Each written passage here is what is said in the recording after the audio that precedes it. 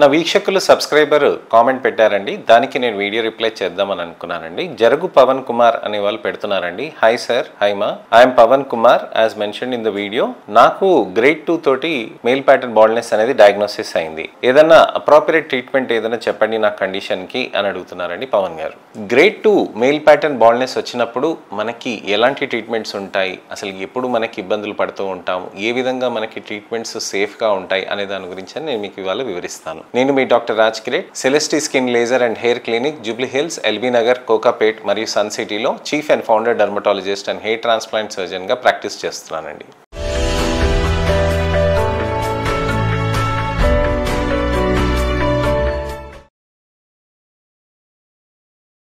Grade 2 baldness అనేది చాలా common గా మారిపోయింది. గ్రేడ్ 2 బాల్డ్నెస్ అని అంటే నెమ్మదిగా వెంట్రుకలు అనేటివి వెనకకు వెళ్ళటం అనేది కనిపిస్తూ ఉంటుంది.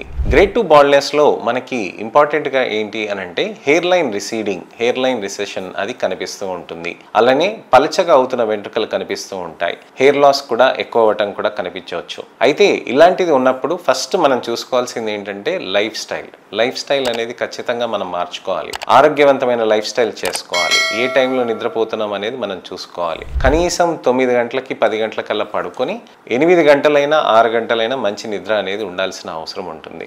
అలానే మనం మంచి ఎక్సర్సైజెస్ కనీసం 20 నిమిషాల నుంచి 30 నిమిషాలు మంచిగా చెమటలు వచ్చేటట్టుగా ఎక్సర్సైజెస్ చేయటం, అలానే ఆరోగ్యవంతమైన డైట్ తీసుకోవటం అనేది చేయాల్సిన అవసరం ఉంటుంది. ఎందుకనంటే గ్రేడ్ 2 ఉన్నప్పుడు మనకి మంచిగా వెంట్రుకల్ని స్ట్రెంథెన్ చేసుకోవటానికని ఈ విధంగా ట్రీట్మెంట్స్ అనేటివి మనం చేసుకోవచ్చు అనమాట.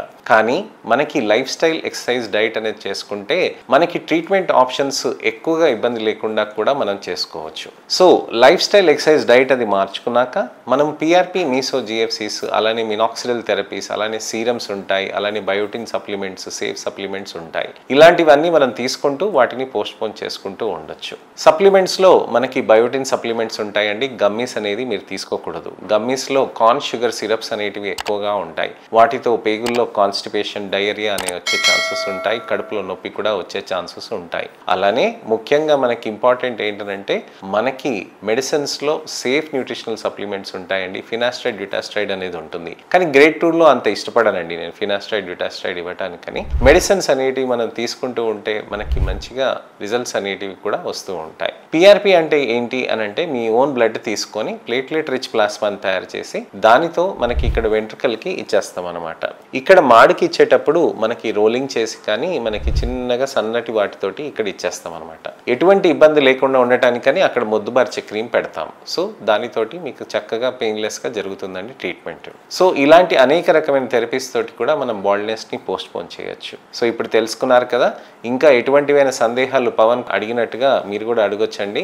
దయచేసి కామెంట్స్ లో సెక్షన్ లో పెడితే నాకు కుదిరినప్పుడు నేను మీకు వీడియో రిప్లై కానీ టెక్స్ట్ రిప్లై కానీ చేస్తాను. నా వీడియోని లైక్ చేయండి, షేర్ చేయండి, నా ఛానల్ సబ్స్క్రైబ్ చేసుకుని నోటిఫికేషన్ బటన్ నొక్కండి. నెక్స్ట్ వీడియోలో మళ్ళీ కలుస్తాను. నేను మీ doctor Raj Kiret, Celestee skin laser and hair clinic, Jubilee Hills, LB Nagar, Kokapet మరియు సన్ సిటీలో chief and founder dermatologist and hair transplant surgeon గా ప్రాక్టీస్ చేస్తున్నానండి.